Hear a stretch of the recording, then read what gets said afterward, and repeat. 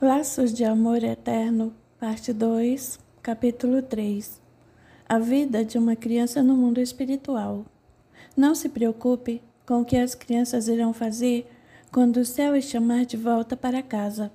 Elas terão tarefas, lições e também brincadeiras, muito mais do que cabe neste poema.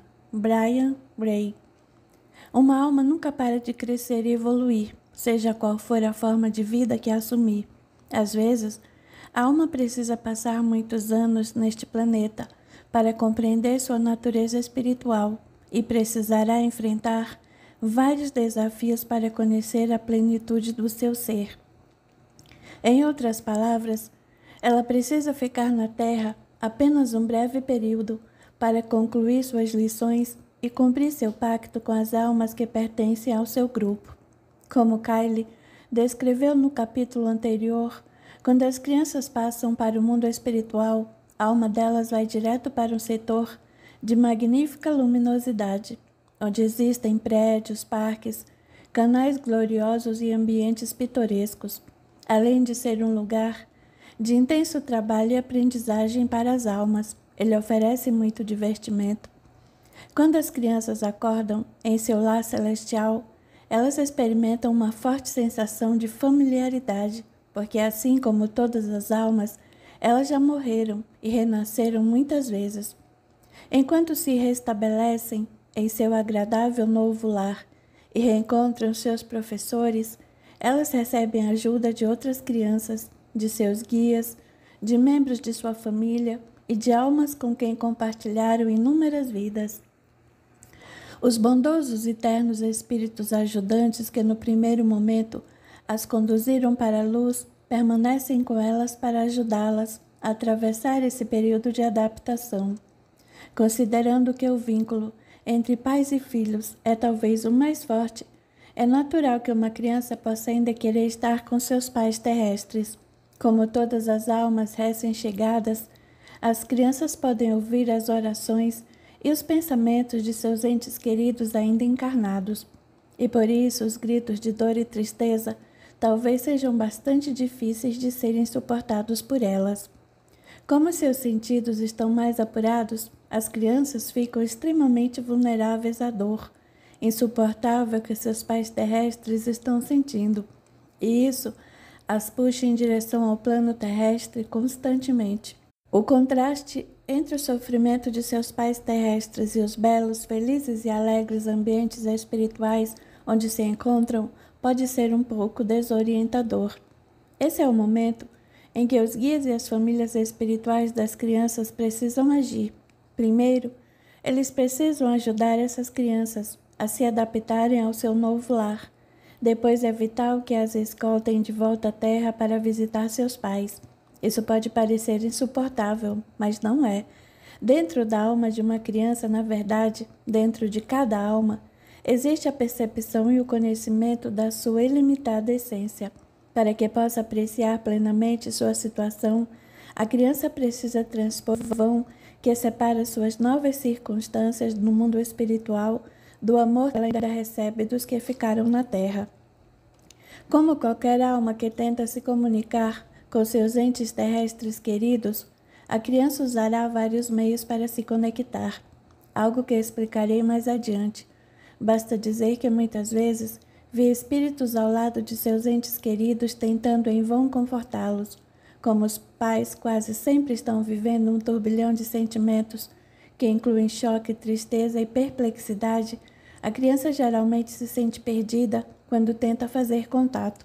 A próxima história mostra como uma criança procura aliviar o sofrimento dos seus pais. A minha casa nova. Bill e Jane perderam um filho, Max, 3 anos antes de eu ir à casa de um primo deles para fazer uma sessão. Era claro que ainda não tinham superado a dor da perda. Aquela era a primeira vez que os dois consultavam um médium, e Bill especialmente se mostrava bastante cético quanto à minha capacidade de fazer contato com seu filho, mas isso não durou muito. Um menininho de cabelos louros e olhos azuis está me mostrando uma praia. Eu lhes disse, está usando um calção vermelho. A visão apareceu com muita rapidez. Sim, É isso mesmo. Oh, meu Deus!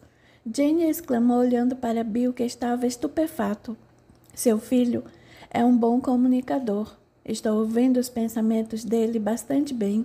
Posso vê-lo correndo por todos os lugares. Ele está me mostrando você gritando com ele, chamando sem parar, e ele correndo na direção oposta.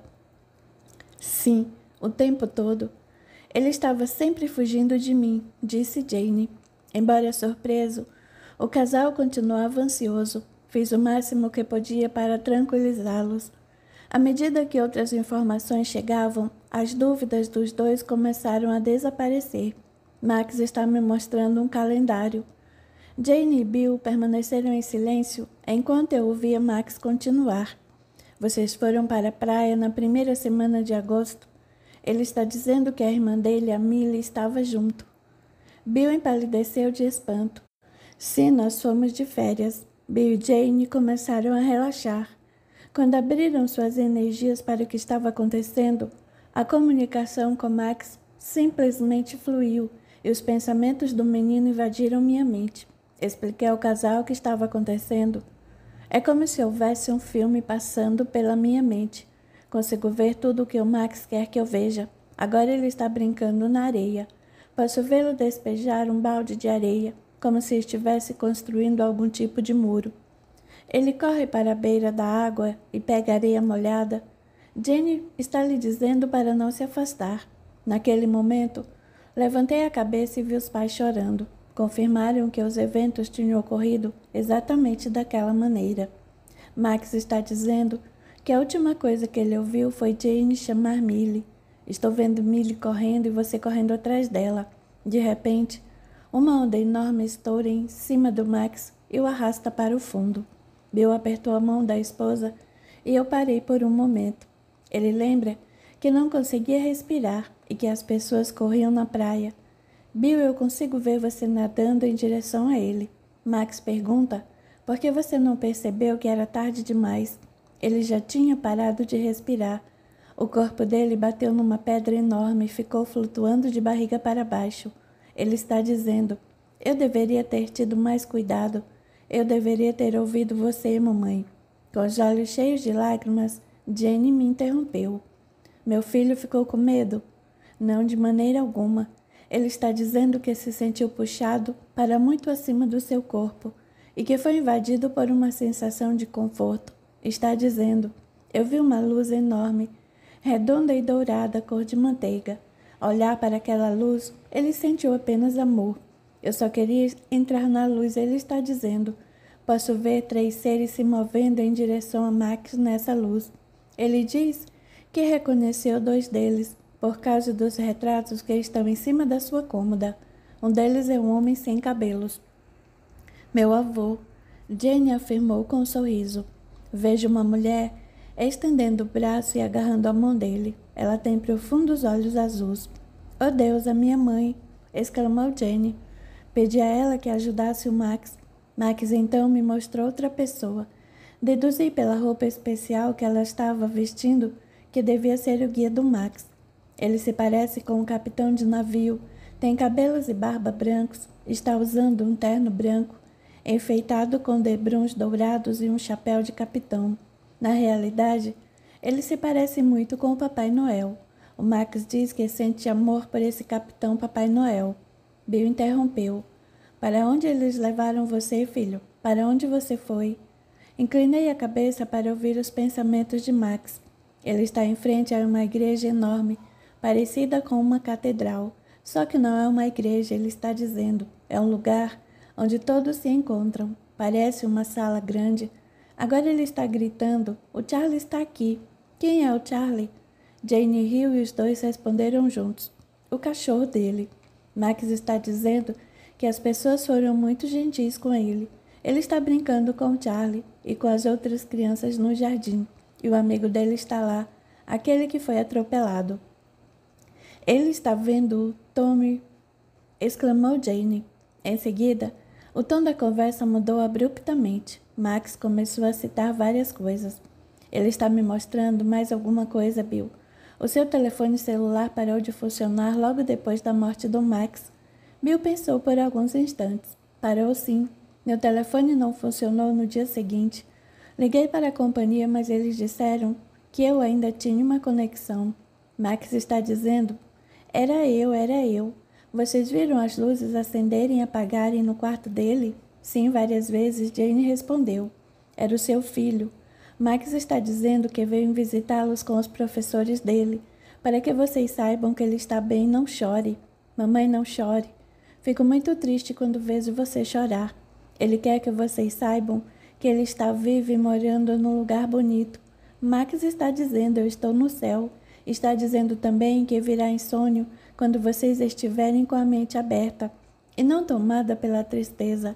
A tristeza cobre como um manto a mente de vocês e ele não consegue se aproximar. Eu compreendo. Jane respondeu: Nós sentimos muito a sua falta, Max. Bill, ele se lembra da primeira vez que você o levou para andar de barco. Ele diz que adorou. Você comprou um chapéu de marinheiro para ele? Era um chapéu de capitão. Ele me disse que tinha tido um chapéu exatamente igual àquela uma vez. Eu não tinha a menor ideia do que ele estava falando e não prestei muita atenção.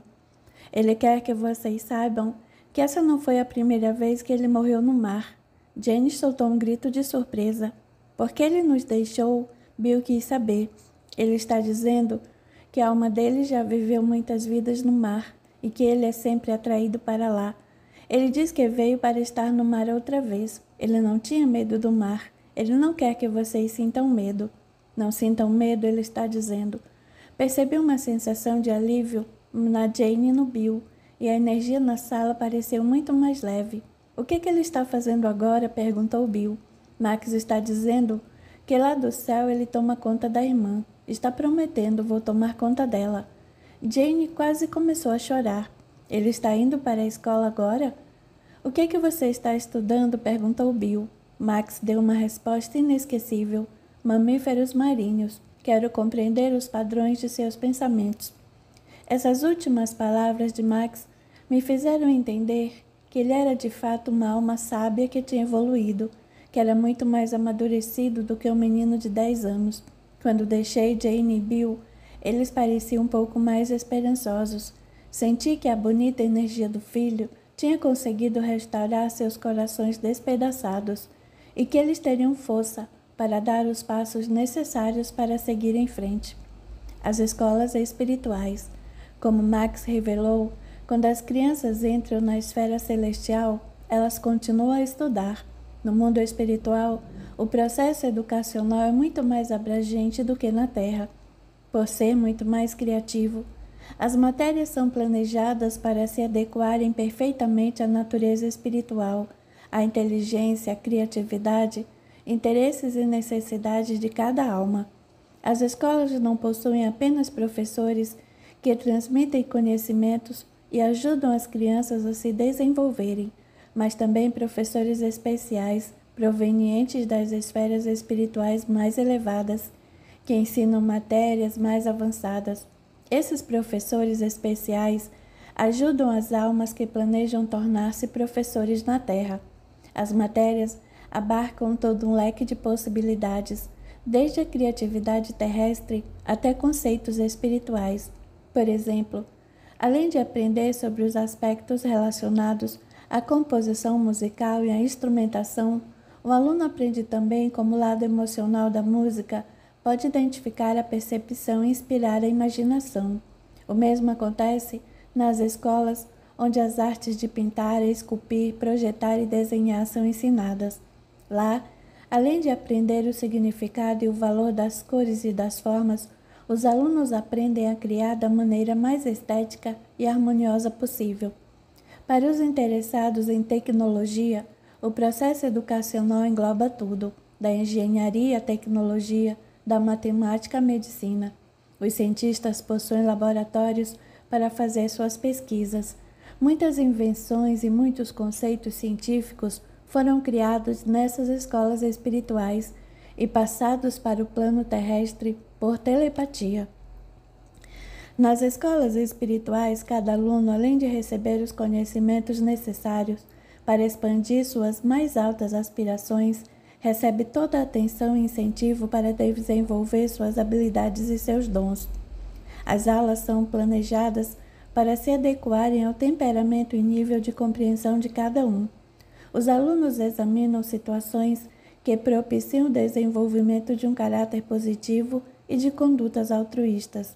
Embora, como eu disse, as almas continuem a estudar assuntos que já tinham visto na Terra. Elas podem sempre aprender algo novo e diferente. Em geral, as almas tendem para suas áreas específicas de interesse e em cada encarnação podem avançar nas suas especialidades. Muitas das pessoas que neste momento estão contribuindo para o nosso mundo com atitudes positivas e produtivas provavelmente morreram como crianças em outras vidas. O tempo que elas passaram nas escolas espirituais foi extremamente benéfico para o aperfeiçoamento da alma e para a preparação das suas futuras encarnações na Terra. As atividades das crianças. Além de irem à escola, as crianças se entretêm com muitas outras atividades, como esportes, jogos e trabalhos manuais. Elas se divertem nadando, andando de bicicleta, fazendo jardinagem, jogando beisebol, esculpindo objetos de madeira, velejando ou fazendo qualquer coisa que desejem. Algumas formam conjuntos musicais, outras ensaiam peças de teatro. Elas vão a festas, assistem a concertos, visitam museus, passam parte do tempo estudando em bibliotecas ou assistindo a palestras. Algumas ainda se tornam membros de organizações semelhantes às dos escoteiros, onde aprendem técnicas de liderança, trabalho em equipe, trabalhos manuais, preservação ambiental e acampamento. Muitas se dedicam a cuidar dos animais. As crianças se entendem facilmente com os bichos e visitam aqueles que estão precisando de ajuda na terra. As crianças raramente ficam sozinhas, porque há uma grande variedade de atividades sociais para mantê-la ocupada. Lembre-se de que no mundo espiritual tudo é feito através do pensamento, e por isso as crianças podem simplesmente passar de uma atividade para outra. Os guias estão sempre por perto para ajudá-las a manter um equilíbrio entre a escola e as atividades sociais. Ajudar as pessoas na Terra é uma das principais atividades das crianças. Elas geralmente viajam em grupo quando retornam à dimensão terrestre. Nunca esquecerei a ocasião em que 2 espíritos adolescentes apareceram em uma das minhas demonstrações em Los Angeles. Os 2 surgiram ao mesmo tempo perto dos membros de sua família, que estavam em lados opostos da sala. Explicaram que tinham morrido em acidentes de carro, após terem passado a noite bebendo e consumindo êxtase. O que tornou essa visita extraordinária foi a vontade que ambos expressaram de ajudar o primo de um deles, que estava na plateia, a parar de beber e entrar para um programa de recuperação. Durante todos esses anos, vi grupos de crianças em volta das pessoas. Lembro-me de ter perguntado a um espírito feminino jovem o motivo de andarem em grupo. A resposta foi simples. A nossa função é levar felicidade e alegria às almas infelizes e revitalizar a energia que as cerca. Todos nós viemos de famílias em que às vezes nos sentimos solitários e por isso sabemos o que aquela pessoa está sentindo. Queremos ajudar essas almas a se sentirem melhor. Achei a explicação muito interessante e aquela não foi a única vez que a ouvi. As borboletas estão livres. Eu estava fazendo uma demonstração em Ohio e era a primeira vez que visitava aquela cidade. Como costumo dizer, as cidades têm características bem distintas e as plateias geralmente refletem essas diferenças. Por isso achei que seria interessante observar a variedade de circunstâncias em que os espíritos se manifestariam. Durante a primeira metade da sessão, transmiti diversos tipos de mensagens, vindas de entes queridos. Uma mãe que morrera em uma mesa de operação por causa de um procedimento cirúrgico simples que deu errado. O marido que caíra de um telhado enquanto trocava calhas. Sempre me surpreendo com a intensidade de cura e consolo que as mensagens proporcionam à família e a toda a plateia. Vou relatar uma dessas mensagens curadoras. Estou aqui a um menino. Na realidade, com vários meninos. Ele está me mostrando uma sala de hospital. Agora estou vendo um calendário com o dia 7 de março circundado. Ele está dizendo que morreu no dia do aniversário dele. Parei e toquei no lado direito da minha barriga. Ele morreu de apendicite. Isso faz algum sentido para alguém na plateia? Olhei em volta e vi uma mulher loura se levantar. Uma menina de cerca de 10 anos e um menino de 12 se levantaram junto. É o meu irmão, disse a menina. A mãe balançou a cabeça afirmativamente.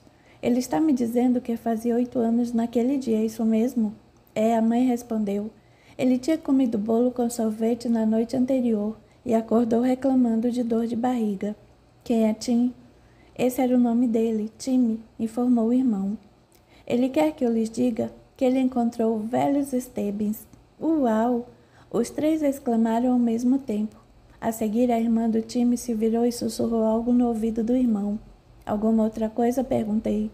Isso é simplesmente incrível, porque como o Tim morreu uma semana depois do Sr. Stebbins, nós nos perguntamos se eles teriam se encontrado no céu. Os dois eram muito chegados.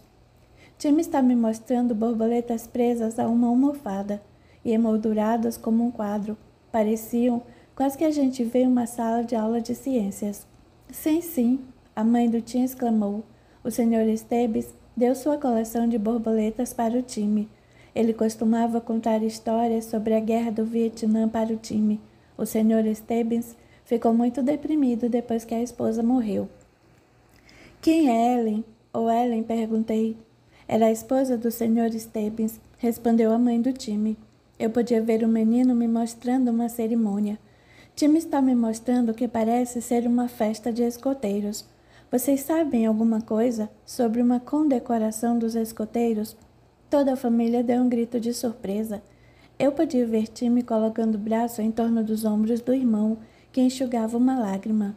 Sim, eu recebi minha medalha de mérito na semana passada. Tim está me dizendo que estava lá com você e que você lhe ensinou a dar nós. Sim, é verdade. Ele está dizendo obrigado, Tom. Você se chama Tom? Ele balançou afirmativamente a cabeça. A mãe então quis saber. Você pode perguntar o que ele está fazendo agora? Eu sinto muito a presença do time na nossa casa. Time inundou no mesmo instante minha mente com imagens. Ele se ocupa com muitas coisas. Tim ama a natureza. Está me mostrando o auditório onde ele estuda. Agora está me mostrando borboletas voando e grita feliz. Elas estão vivas. Ele gostava muito de insetos, comentou a mãe do time. Perguntei ao time sobre os outros espíritos das crianças que eu podia ver em volta dele. Nós estamos numa missão, ele disse. Vamos juntos a vários lugares do planeta e levamos pensamentos e sentimentos de alegria e felicidade para ajudar as pessoas a se sentirem bem. Isso é incrível.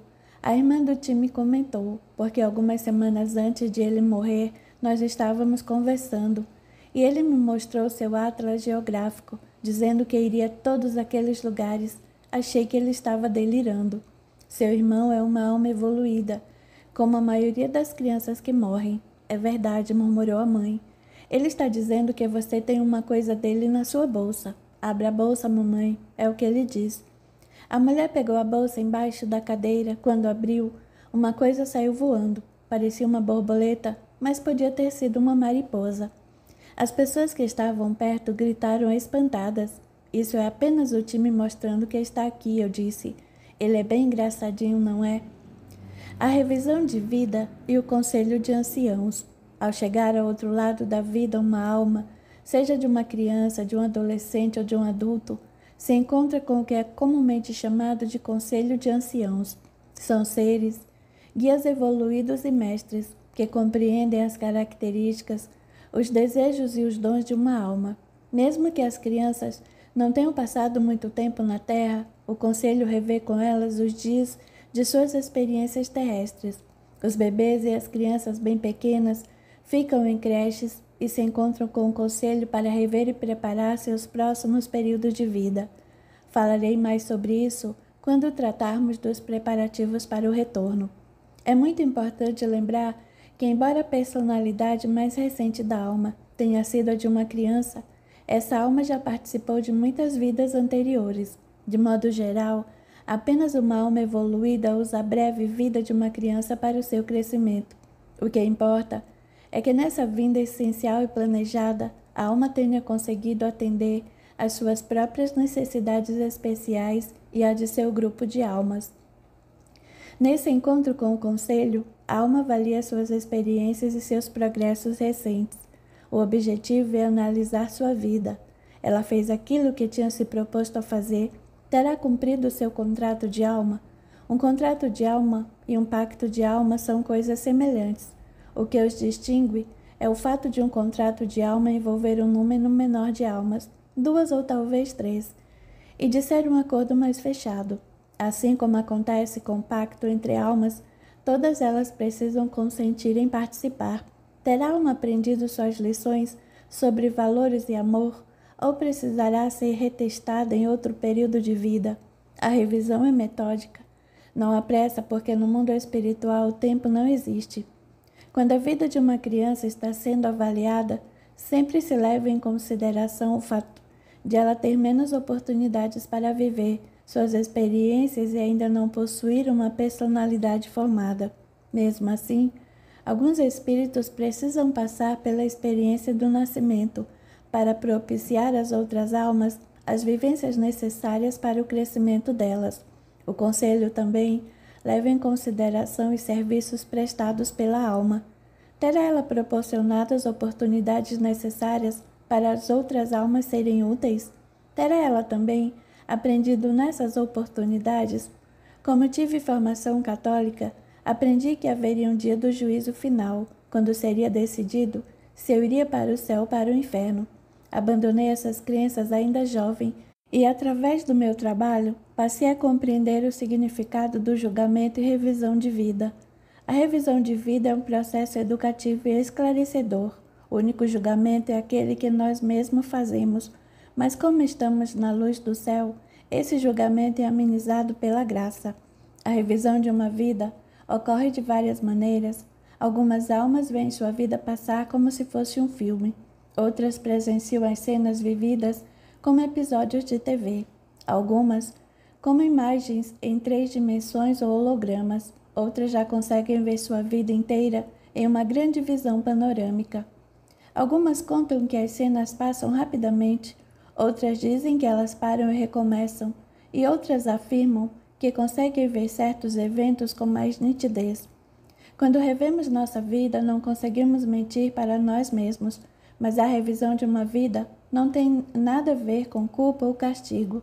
Os erros que cometemos são as ferramentas por meio das quais aprendemos sobre autoestima e amor próprio. Para nossa evolução, o menor ato de bondade e altruísmo é muito mais importante do que a obtenção de prêmios, bens materiais ou dinheiro. Na realidade, os bens terrestres não têm qualquer importância na revisão de uma vida. No mundo espiritual, nada permanece escondido. Todos os pensamentos, palavras e ações são expostos juntamente com os motivos e as intenções por trás deles. Se tivermos sido cruéis ou prejudicado alguém, sentiremos nossa própria crueldade. Se desperdiçamos oportunidades por arrogância ou orgulho, sentiremos nossa própria autodestruição. Até mesmo a maneira como tratamos os animais e plantas será exposta. Nada passa despercebido durante a revisão de uma vida. Para algumas almas pode parecer um inferno, mas para a maioria dos que viveram de forma benéfica, generosa e honesta, essa revisão é recompensadora. No ciclo da vida, estamos sempre onde devemos estar. Como seres humanos, esquecemos nossas heranças espirituais, mas nossa alma nunca as esquece. Estou finalmente em paz. Considero a revisão de vida que vou contar muito interessante, principalmente por causa das circunstâncias relacionadas à morte humana. Lembro-me que estava me sentindo um pouco cansado após acabar a minha meditação no camarim do teatro onde me apresentava. Eu já havia transmitido várias mensagens durante a primeira hora da sessão e estava tentando me preparar para a segunda metade da noite, porque provavelmente haveria mais 1 hora de transmissão de mensagens. Enquanto contemplava o cronograma, minha mente foi invadida pelo pensamento de um homem muito jovem chamado Ted.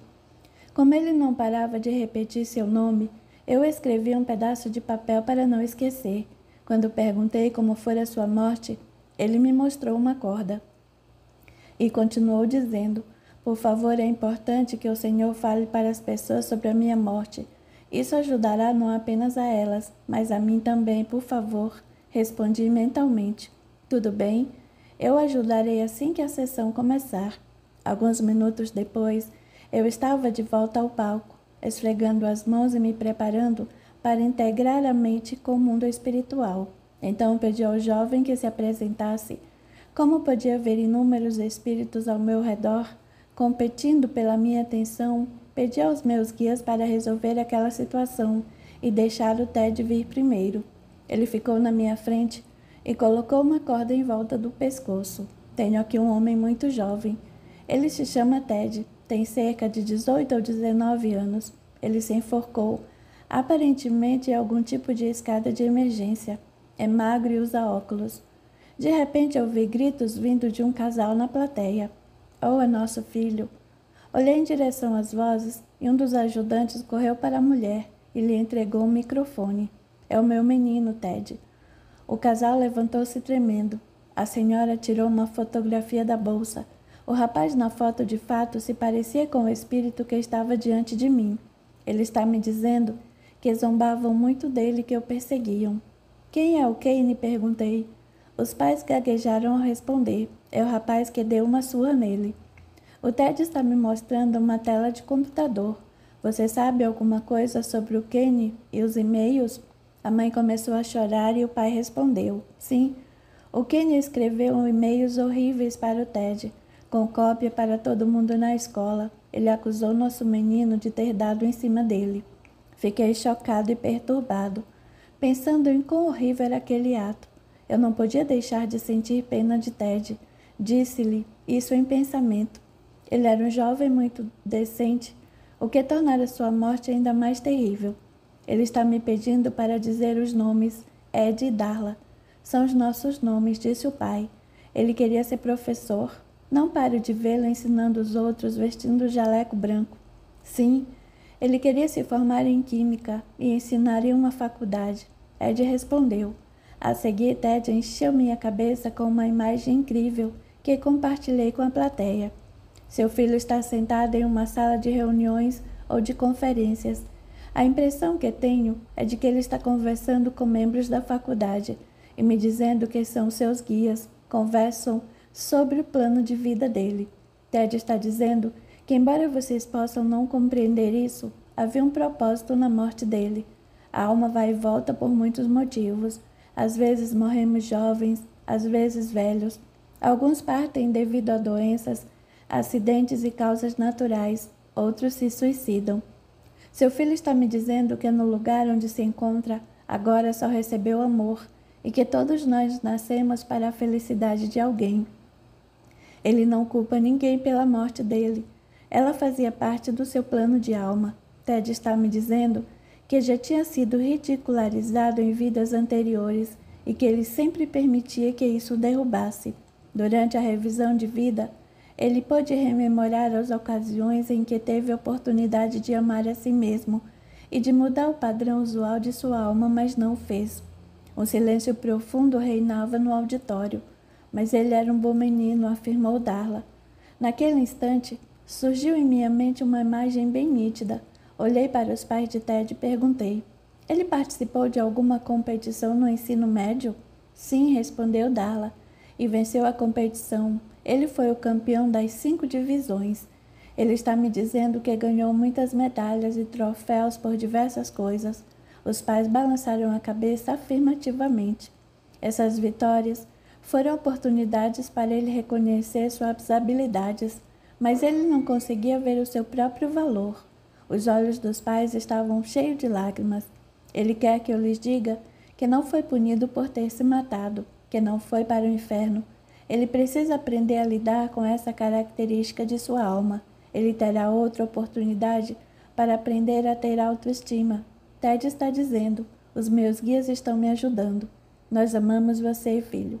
Você sempre será um campeão para nós, declarou o pai de Ted. Ele quer agradecer a vocês por terem compartilhado a vida com ele. Ted agradece pelo apoio e pelo amor, que foram extremamente importantes. Está me dizendo que o amor de vocês é que o fazia se sentir bem em relação a si mesmo. Ele só conseguiu ver isso depois de deixar esta vida e alcançar a luz. Obrigado, obrigado, ele está dizendo. Comecei a chorar também. Enviei meu amor para Ted e lhe agradeci por todas as pessoas que lhe tinham ajudado com sua mensagem. Todas as almas têm um plano. Embora isso possa não fazer muito sentido para os nossos limitados modos de pensar. Por outro lado, já que não existe morte e voltamos para ter experiências de alma, é compreensível que uma alma experimente muitos ambientes e diversas circunstâncias para demonstrar amor, compaixão, solidariedade e boa vontade. São muitos os motivos pelos quais escolhemos viver e morrer, e todos visam o nosso crescimento espiritual e ao crescimento das muitas almas com quem compartilhamos a vida. A breve vida de uma alma na Terra pode apenas acelerar o seu crescimento, como você aprenderá na segunda parte. O ponto em que estamos na nossa evolução espiritual é totalmente irrelevante. Nós estamos onde devemos estar. Segunda parte. A natureza da alma. Capítulo 4. A alma. A alma existe há séculos, ascendendo através de inúmeras formas, de um patamar mais baixo para o mais alto, sempre progredindo, sempre desabrochando. Na amplitude de sua existência, a essência do ser viaja e agrega experiências que envolvem toda a espécie de emoções humanas, situações, nacionalidades, raças, gêneros e tipos de morte e nascimento. Essa essência indefinível que viaja pelo tempo é um vasto repertório de possibilidades e conhecimento ilimitado, preservados em um conjunto de lembranças que fica guardado em nosso âmago. O que é exatamente essa essência, essa pérola de grande valor? É a nossa alma. Durante todos estes anos, recebi do mundo espiritual muitas mensagens que descreviam a natureza da alma. As descrições variavam entre ser a alma um núcleo do nosso ser, o poder dentro dele é a essência da liberdade. Cientistas, metafísicos e psicólogos já se referiram à alma como uma superconsciência. Eu a vejo como a fonte de toda a energia inteligente em que reside o nosso verdadeiro eu. Apenas um fino véu de amnésia humana oculta a nossa própria verdade de nós mesmos. A alma existe em muitos níveis diferentes da consciência. Ela pode estar presente no plano físico e coexistir simultaneamente em outra dimensão. A alma não é humana, portanto não possui química humana.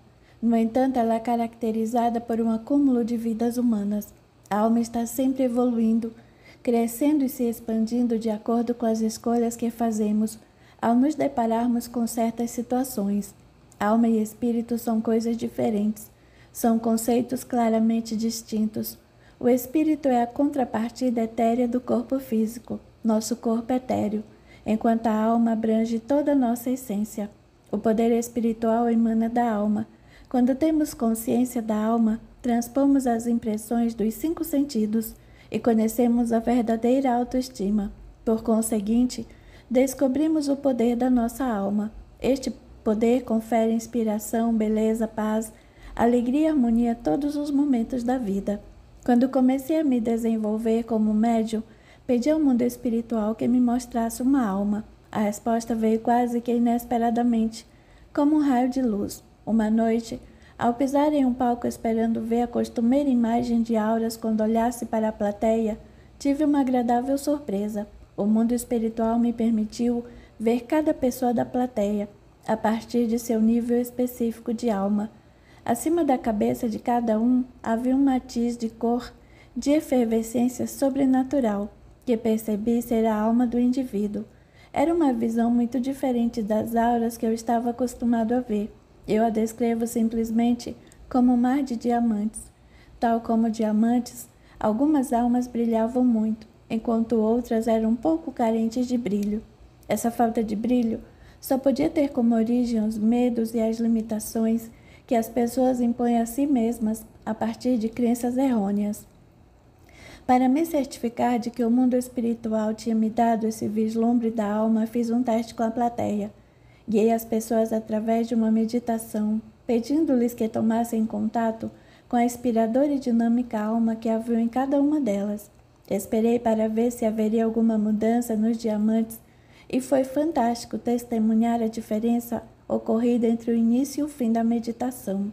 No final, as almas ou os diamantes, além de brilharem mais, pareciam ter se expandido para fora da sala. As cores se amalgamaram e melhoraram toda a atmosfera. Uma pessoa que entrasse na sala naquele momento não poderia deixar de sentir a intensidade serena, o grande amor e a imensa energia presente em todo o ambiente. A personalidade da alma. Embora estejamos todos conectados uns aos outros e ao mundo espiritual, temos personalidades distintas que foram remodeladas, reprojetadas e aperfeiçoadas através de inúmeras vidas no plano terrestre. Essa personalidade exclusiva tende a atrair as coisas de que gosta para si e a repelir ou rejeitar situações que não lhe interessam. Essas características específicas da personalidade de cada alma são importantes, porque são elas que fazem com que certas circunstâncias ocorram. A personalidade aprende e amadurece enquanto acumula experiências. Para compreendermos nossa alma, precisamos desvendar essa personalidade e apreciar o belo mosaico que faz com que cada um de nós seja do jeito que é. Embora a alma signifique consciência, essa consciência é algo muito mais abrangente do que o cérebro humano é capaz de imaginar. Assim como uma impressão digital humana, a alma tem uma identidade única, que é formada por cor, luz e vibração eletromagnética. A alma é muito versátil e pode viver em formas humanas ou alienígenas no planeta Terra ou em outras galáxias e assumir a forma que desejar. As personalidades da alma podem expressar humor, inteligência, perseverança e calma, entre outras tantas características. Uma alma que encarna na forma humana escolhe um determinado corpo físico por razões relacionadas ao seu padrão e crescimento. Ela escolhe ter um corpo com determinadas características que lhe permitirão fazer aquilo que precisa para aprender sobre todos os aspectos da moral e do comportamento na experiência humana. Algumas almas precisam de toda a sua vibração e energia ao entrar na dimensão da Terra. Por exemplo, o médico de um país do terceiro mundo pode precisar trazer toda a vibração de sua alma para a Terra, a fim de lidar com situações difíceis e perigosas. Pessoas com o dom de cura e outros salvadores do planeta geralmente trazem toda a energia de sua alma para cumprir com a humanidade as tarefas que lhe cabem. Algumas almas podem precisar de apenas uma porção de sua energia, porque aquele determinado período de vida não será muito complicado ou intenso. A alma escolhe o corpo perfeito para alcançar seus objetivos. Essa ideia pode ser muito tranquilizadora para nós, saber que nosso corpo é perfeitamente adequado para nossa alma. A fragmentação da alma. A alma tem um instinto inato para se proteger. Quando ocorrem traumas, violências ou perigos ameaçadores, um fragmento ou uma parte da alma pode deixar o corpo físico e retornar à origem de tudo. Essa divisão é chamada de fragmentação da alma. A parte que vai embora é às vezes chamada de a ferida que nunca cicatriza. Essa parte ausente que muitas pessoas procuram para se sentirem inteiras outra vez. A fragmentação da alma pode ocorrer em circunstâncias físicas ou emocionais, como acidentes, cirurgias, torturas, estresse, tentativas de suicídio, choques, divórcio ou situações de guerra, abusos. Uma fragmentação da alma também pode se dar quando vivemos situações em que não conseguimos perdoar uma pessoa ou desejamos que as coisas sejam diferentes do que são e não temos como mudá-las. Nessas circunstâncias, nos sentimos impedidos de prosseguir e por isso deixamos uma parte da energia da nossa alma naquela situação. Sempre que uma parte da nossa alma é deixada para trás em uma circunstância qualquer, os sintomas da fragmentação da alma podem abranger sentimentos de vazio, depressão, insônia, isolamento ou ansiedade. Às vezes os fragmentos retornam à alma, mas existe a possibilidade disso nunca mais acontecer. Padrão de alma. Como almas encarnadas em corpos humanos, desenvolvemos certos padrões mentais e emocionais, e trazemos para cada encarnação experiências, comportamentos e decisões relacionados a outras vidas. Esses padrões podem estar enraizados dentro de nós, que se a alma não tiver uma forte percepção de si mesma, ela poderá voltar a desenvolver os mesmos maus hábitos. Muitas vezes, almas que foram dominadas por certos padrões de comportamento que se manifestaram repetidamente em outras encarnações, vivenciaram situações semelhantes para se testarem e mudarem o padrão. Frequentemente, o padrão a ser mudado tem uma natureza negativa ou destrutiva, como os sentimentos de abandono, mágoa, ressentimento, raiva ou insatisfação. Por exemplo, uma alma que queira aprender a ser humilde para superar vidas anteriores de arrogância e orgulho pode se colocar em situações que envolvam poder e riqueza, embora tenha vindo para a Terra a fim de eliminar um determinado padrão. A alma, por ter livre-arbítrio, poderá se desviar ou se desencaminhar, permitindo assim que aquele padrão se repita. Quando a alma retorna para o mundo espiritual, ela revisa o padrão com seus guias e obtém a ajuda necessária para fortalecer sua energia e, dessa maneira, tentar eliminar aquele padrão negativo em outra vida. Muitas vezes me perguntam sobre almas que praticam mal enquanto estão na Terra. As almas que prejudicam outros seres vivos não são muito evoluídas. Depois de criado o padrão de malignidade, pode se tornar uma obsessão destrutiva que se repete sucessivamente em várias vidas. Uma alma pode querer superar seu padrão destrutivo, mas não ter energia suficiente para fazê-lo. Por essa razão, ela continua a cair em vidas cheias de negatividade e comportamentos nocivos. Essas almas podem ficar extremamente danificadas. Nesses casos, mestres curadores especiais são chamados para reformar e recompor toda a energia danificada. Essas almas são mantidas isoladas no mundo espiritual até sua restauração ser concluída. Quebrando o padrão da alma. A sessão que vou descrever traz uma situação em que um padrão é repetido. Lembro-me muito bem daquela noite. Antes de o evento começar, enquanto eu meditava no camarim, de repente um jovem de 16 anos chamado Josh se manifestou na minha frente. Ele parecia determinado e bastante aflito. Na minha cabeça ouvi: preciso enviar uma mensagem para minha irmã. Eu podia sentir o desespero daquele jovem. Ele disse que tinha arruinado a própria vida e que, se conseguisse enviar uma mensagem para a irmã, estaria fazendo a única coisa positiva para ajudar os dois ao mesmo tempo. Quando comecei a transmitir as mensagens que ia recebendo, mentalmente pedi ao Josh que amalgasse os pensamentos dele com os meus. Ele apareceu à minha direita e puxou minha energia para o fundo da sala. Tenho aqui um jovem de cerca de 16 anos que está desesperado para falar com a irmã dele. Apontei para o lado direito. Ela está sentada nessa parte do auditório. De repente, uma jovem, com uma faixa cor-de-rosa nos cabelos escuros, levantou-se da cadeira e disse bem alto: "É o meu irmão Josh." "Obrigado", eu sorri. A seguir, Josh começou a imprimir a cena de sua morte na minha mente. Ele está me mostrando uma agulha hipodérmica. Vejo Josh esparramando no banco da frente de um carro. Ele está dizendo que você estava ao lado dos paramédicos quando eles tiraram o corpo dele do carro, você compreende? Oh, meu Deus! Exclamou a jovem em um tom de desespero. Sim, foi isso mesmo. Aquele era o carro que eu tinha comprado para ele. Eu não devia ter dado aquele carro para Josh. Eu sabia que não ia dar certo. Se eu não tivesse feito isso, meu irmão poderia estar vivo ainda. Sinto muito, Josh. Seu irmão está dizendo: a culpa não é sua. Ele afirma que a culpa foi dele, que você comprou o carro para ele por amor. Você precisa compreender que a intenção por trás do seu ato era de amor. Este é o maior dom que uma pessoa pode consagrar a outra.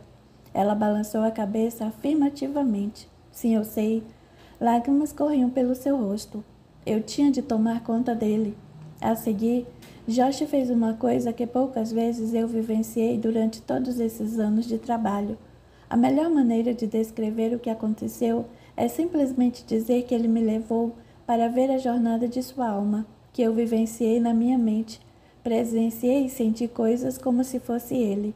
Entrei em um transe leve enquanto descrevia minha experiência para a plateia. Estou sentado em um bonito prédio de mármore. Sinto muita calma ao meu redor, muita ternura e serenidade. Diante de mim vejo 3 seres usando vestes coloridas. Todos possuem um grau de conhecimento, como se soubesse quem o Josh é e quem ele realmente foi. Posso apenas descrevê-los como mestres.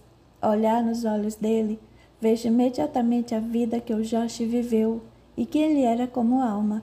Estou ouvindo o Josh dizer: sei que vivi muitas vidas de maneira leviana e irresponsável. Eu não respeitava a vida, não queria participar da vida. Sempre me aproveitava das pessoas, principalmente das mais chegadas. Era assim que eu escapava das minhas obrigações e de assumir responsabilidade por minhas ações. Dessa forma, eu podia sempre jogar a culpa em alguém se algo desse errado. Eu me senti revoltado e indesejado em muitas vidas e sempre encontrei uma maneira de escapar. Os mestres estão me mostrando várias vidas, uma na Itália, uma na África e a última vida de Josh em Nova Orleans. Ele tentou superar esse padrão de autodestruição e irresponsabilidade em cada uma delas. Ele está dizendo: eu tentei aprender a amar a pessoa que eu era. Ao sair do transe, olhei diretamente para a irmã do Josh e disse: em todas essas vidas, eu não vi paz, mas vi a sua energia.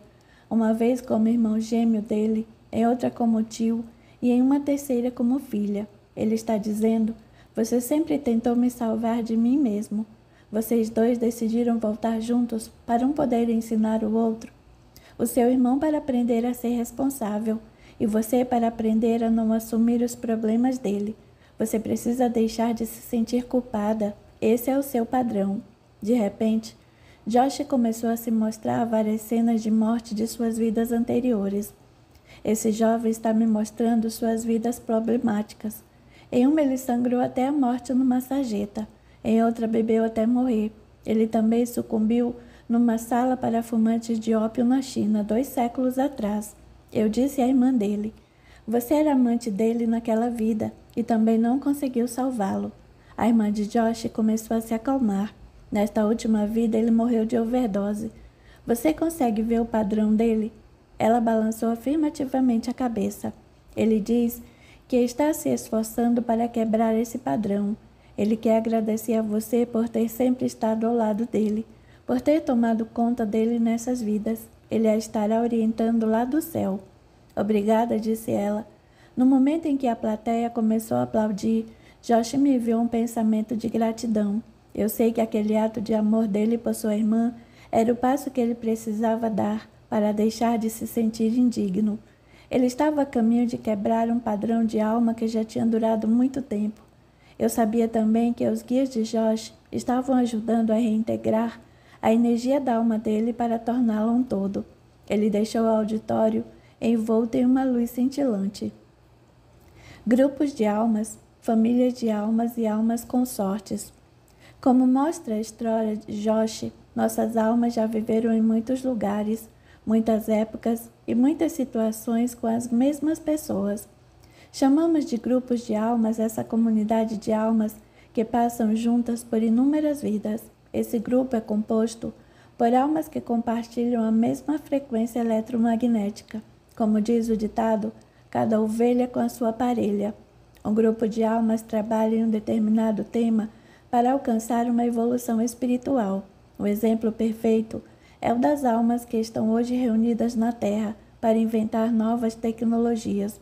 Muitas delas já estiveram juntas antes, talvez em planos de existência ou sistemas estelares diferentes, e vieram para este específico período da história com o objetivo de acelerar o conhecimento científico. Há também aquelas que estão voltadas para a cura e o aperfeiçoamento pessoal. Como as almas são agrupadas por seus níveis de evolução espiritual e de objetivos, elas podem participar de um mesmo período de vida ou de vários, tanto no plano terrestre quanto nos planos espirituais, procurando alcançar uma determinada meta. Os grupos de almas se dividem em subgrupos menores conhecidos como famílias de almas. Em uma família de almas, as pessoas se ajudam mais intimamente com várias lições, que tem como base ações prévias em conexões passadas. A necessidade de fazer uma alma evoluir espiritualmente ou ambas as coisas. Uma família de almas é formada por aqueles que interagem diariamente, pais, filhos, melhores amigos, colegas de trabalho, cônjuges e até mesmo nossos antagonistas.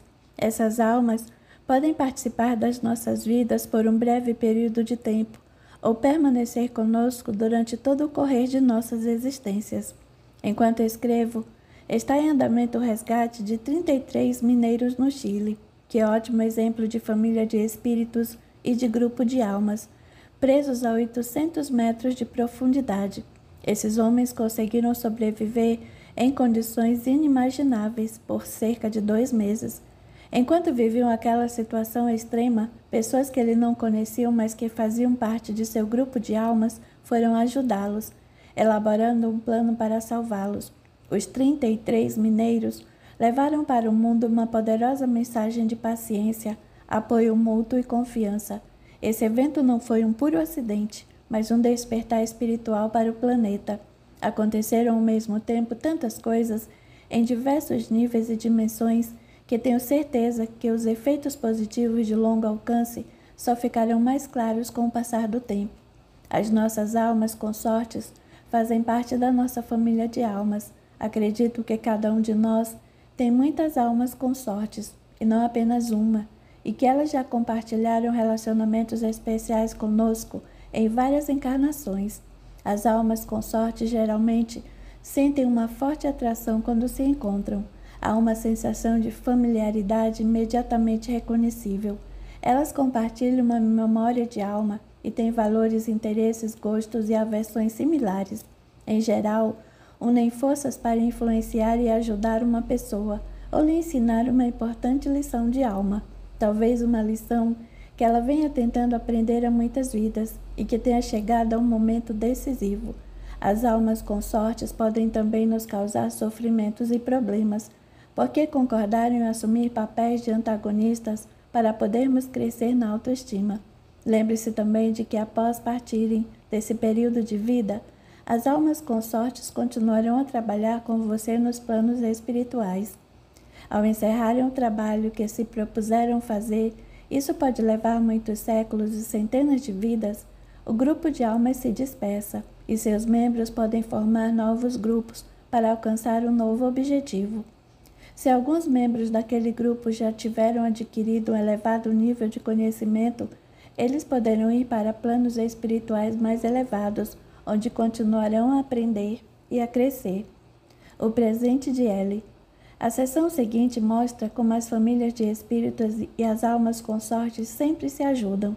Em janeiro de 2009, enquanto fazia um tour para divulgar meu último livro, Assuntos Pendentes, participei do show de rádio em Fênix. Um dos ouvintes era um jovem marido chamado Frank. Ele nunca ouvira falar a meu respeito e não acreditava em videntes ou médiuns. No entanto, como tinha perdido sua filhinha há pouco tempo e sabia da minha reputação, ele quis me conhecer. Frank foi à minha noite de autógrafos com sua esposa, Tâunia, e eu os convidei para comparecer ao meu círculo espírita em Laguna Beach. No mês seguinte, eles foram ao círculo espírita e se sentaram na primeira fila. Como a maioria dos iniciantes estavam nervosos e inseguros, mas eu sabia que o evento provavelmente mudaria a vida deles para sempre e que era minha tarefa fazer o possível para ajudá-los a encontrar a filha. Embora aquele tenha sido um evento extraordinário, a sessão mostrou de maneira muito simples o que acontece quando famílias espirituais se reconectam. Esta aqui é uma menininha muito bonita, de cerca de 4 anos. Eu disse olhando para o casal. Estou vendo L maiúsculo? Ou é L ou L? Interrompeu Tawny. O nome dela é L. Eu sorri. Agora ela está me mostrando uma mulher mais velha. Esta mulher a levou para o mundo espiritual. É a avó dela? O casal concordou. Ela era muito ligada à minha mãe, disse Frank. Agora, ela está me mostrando a causa da morte dela. Estou vendo um homem e ele está bêbado. Chama-se Charles. Houve uma nítida mudança no semblante de Frank e de Tawny. Ela morreu num acidente de carro. O veículo veio desgovernado em nossa direção. O motorista estava bêbado e bateu no nosso carro. Ela estava no banco de trás e eu desmaiei. A plateia ficou em silêncio absoluto. Ela não sentiu dor, continuei. Ela deixou seu corpo antes de o carro bater. Frank e Tawny se deram as mãos enquanto reviviam mentalmente aquela trágica cena. Ela morreu poucos dias depois de completar 4 anos, continuei. O casal balançou a cabeça afirmativamente. Ela está me mostrando um urso de pelúcia grande em cima da cama. Sim, disse Tawny. Foi presente de um grande amigo da família. Agora vejo um jardim muito florido. Há flores por todo canto. Há uma borboleta no jardim. Ellie ama borboletas. Nós temos um jardim lindo em Fênix. E apesar do clima seco, tudo parece crescer bem lá. Nosso filho de 8 anos colocou no jardim uma flâmula com a imagem de uma borboleta em memória da Ellie. Algumas pessoas na sala começaram a chorar. Agora estou vendo a Ellie usando um vestido de baile. Eu não compreendo. Ela não tem idade para usar um vestido desses, mas o fato é que está usando. Ela foi dama de honra no casamento da minha irmã. Ouviram-se algumas exclamações na sala. Eu compreendo. Ela adorava aquele vestido porque se sentia adulta nele, comentei. Nós temos muitas fotografias da Ellie naquele vestido. Acrescentou Tawny. Ela foi cremada com ele. Ouvi novas exclamações de surpresa na plateia. Preciso lhe dizer, Frank, que estou vendo muitos números em volta da sua cabeça. Montes de números. Eu sou contador. Ele respondeu com um sorriso. A sua filha está brincando com um cachorrinho. Ela ficou muito feliz quando ganhou. Nós demos um Golden para ela no Natal, respondeu Tawny. Ela a chamou de duquesa. As duas eram muito chegadas. Ela ainda brinca com seu bichinho de estimação, informei. De lá do outro lado. Oh, meu Deus, exclamou Tawny. É por isso que a duquesa está sempre trazendo as coisas dela para nós. Primeiro uma meia, depois a boneca. É a forma que sua filha tem de mostrar que está perto de vocês. Ela tinha um colar com um pingente? Sim, nós o compramos para ela. Estou vendo moedinhas em todos os lugares. Sua filha está me mostrando essas moedinhas. Tawny ficou surpresa. Este é o meu segredo. Nem mesmo o Frank sabe disso. Eu guardo moedinhas. Oh, meu Deus, como é que você poderia saber disso? A sua filha está mostrando para mim. Ela diz moedinhas do céu. Os olhos de Tawny se encheram de lágrimas e eu prossegui. Agora, ela está me mostrando um presente grande com um laço enorme. Isso não tem nada a ver com a morte dela. Ela está me dizendo que tem a ver com a vida. Aceite, mamãe, ela está pedindo. Tawny estava chorando. Eu engravidei depois que ela morreu, mas no início não queria ter o bebê. Sua filha está lhe perguntando por que você não quer o bebê, mamãe. Ela está dizendo que o bebê era o presente dela para você. Ela queria que você tivesse o bebê. Está dizendo para você aceitá-lo, é um presente dela. Nós demos ao bebê o nome de Maxwell. Zane. Zane significa presente de Deus, explicou Tawny. Veja, sua filha está ajudando vocês de lá do outro lado. Ela faz parte da sua família de almas. Vocês estão todos no mesmo grupo. Esperei para ouvir qualquer outra coisa que ela quisesse acrescentar. Ela está me dizendo que ajudou outra menina a fazer a travessia. Acho que essa menina era alguém que vocês conheciam. Ela está dizendo que era uma amiga. Olhei para o Frank. Ela está se referindo a você, Frank. Será que foi a filhinha do meu amigo? Meu amigo também perdeu a filha e eu fiquei muito chocado. É isso. A Ellie ajudou a entrar na luz. Tawny e Frank permaneceram sentados perplexos. Eu sabia que as mensagens da Ellie os tinham curado em muitos níveis. Conversei com Tawny e com Frank antes de escrever sobre a história deles. Os dois ficaram profundamente agradecidos por terem sabido que ela estava bem e que estava se desenvolvendo em seu lar celestial. Como é muito frequente nesses casos, foi ele que os ajudou. As almas jovens são governadas pelo ego, cuja base é o medo. Elas costumam se cercar de pessoas que pensam como elas e com quem formam grupos sociais que se admiram mutuamente. As almas maduras são bem diferentes das almas jovens, porque têm muito mais consciência de si mesmas como seres espirituais.